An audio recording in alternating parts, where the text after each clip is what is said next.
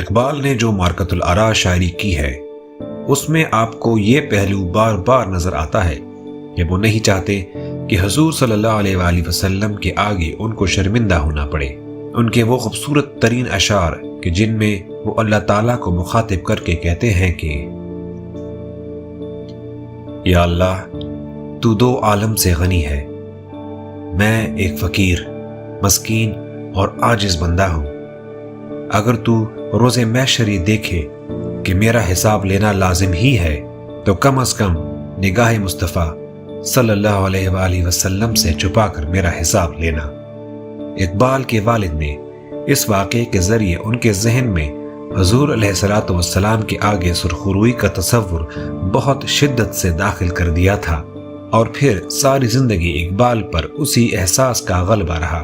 جب لوگوں نے اقبال کی ذات اور ان کے کام پر شدید قسم کے اعتراضات کیے کہ آپ اسلام کے علاوہ کسی اور ہی مقصد کی خدمت کر رہے ہیں، تو اس وقت بھی اقبال نے جواباً ایک ایسا چیلنج دیا کہ جو امت مسلمہ کی تاریخ میں کسی اور مفکر، عالم یا دانشور کی طرف سے نہیں دیا گیا۔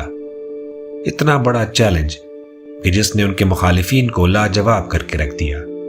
براہ راست حضور علیہ الصلوۃ والسلام کو مخاطب کر کے اقبال نے اپنے حق میں دعا یا یوں کہیے کہ بددعا کی اور فرمایا کہ اگر میں نے اس پورے مشن میں آپ علیہ الصلوۃ والسلام کے دین اور قرآن پاک کے علاوہ کسی اور چیز کی نمائندگی کی ہو تو آپ میری فکر کا پردہ چاک کر دیجئے، اپنے چمن سے مجھ جیسے کانٹے کو نکال باہر کیجئے اور قیامت کے روز مجھے ذلیل اور رسوا کر کے اپنی قدم بوسی سے محروم کر دیجئے گا۔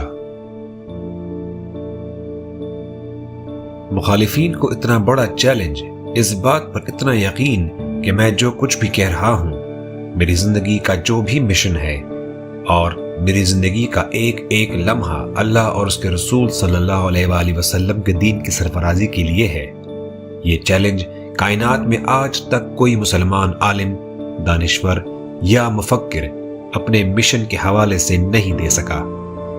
لیکن علامہ اقبال کو اللہ کے رسول صلی اللہ علیہ وآلہ وسلم پر جو اعتماد اور یقین تھا، اس کی بنیاد اسی وقت پڑ چکی تھی کہ جب ان کے والد نے ان سے کہا تھا کہ بیٹا روز محشر رسول اللہ صلی اللہ علیہ وآلہ وسلم کے سامنے مجھے رسوا نہ کرنا۔ اس کے بعد سے اقبال کی فکر کا مرکز ہی حضور علیہ الصلوۃ والسلام کی ذات مبارک بن گئی تھی۔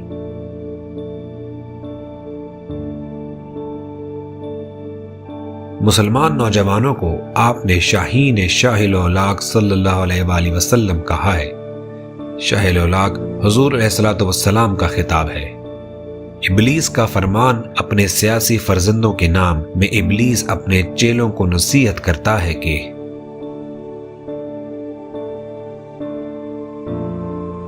یعنی اپنی قوم کو اقبال یہ نصیحت کرتے ہیں کہ ابلیس کی آخری چال یہی ہوگی کہ ایک مسلمان کا حضور علیہ الصلوۃ والسلام سے تعلق توڑ دیا جائے۔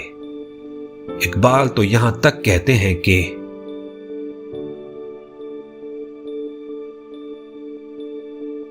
حضور صلی اللہ علیہ وآلہ وسلم کا قرب حاصل کرو تاکہ تمہارا اصل دین وہی ہے۔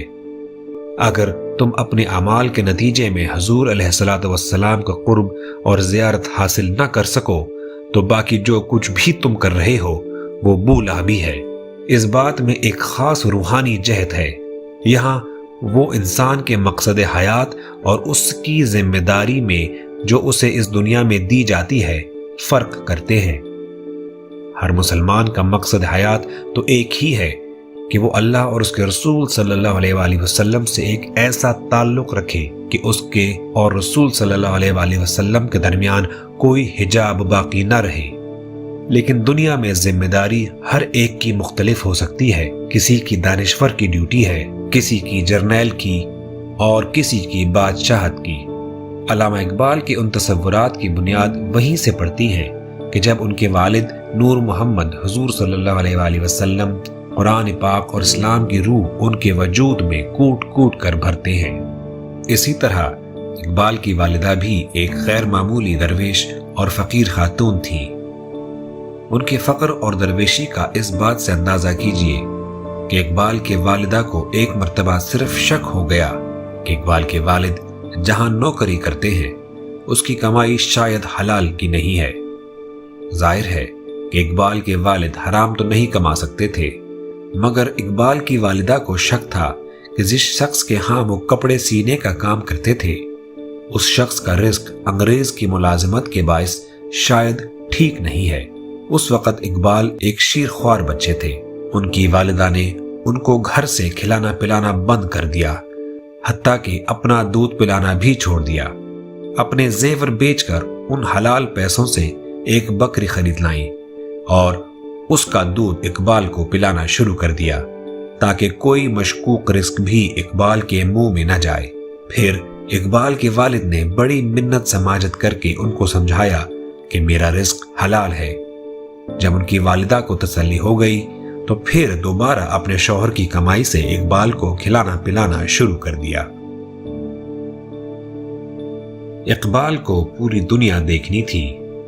انہیں ہر معاشرے، تہذیب اور اخلاقی نظام کو پرکھنا تھا، لیکن ان کی بنیادیں اتنی مضبوط تھیں کہ اس کے بعد کفر کا مغربی نظام، اس وقت کی جغرافیائی سیاست، معیشت، معاشرتی نظام، غرض یہ کہ کسی چیز نے بھی اقبال کے کردار کو آلودہ نہیں کیا۔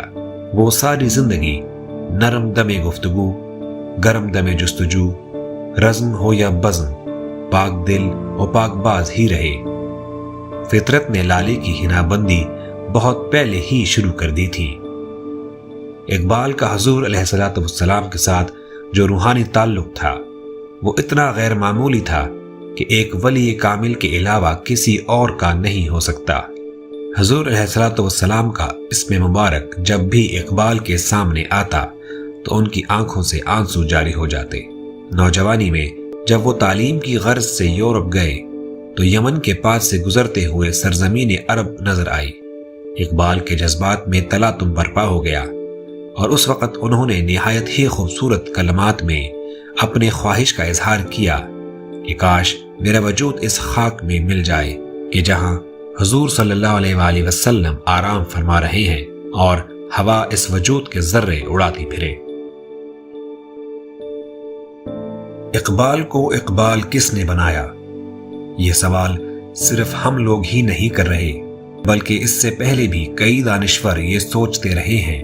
اکبر الہ آبادی نے اسی سوال کا جواب دیتے ہوئے یہ کہا کہ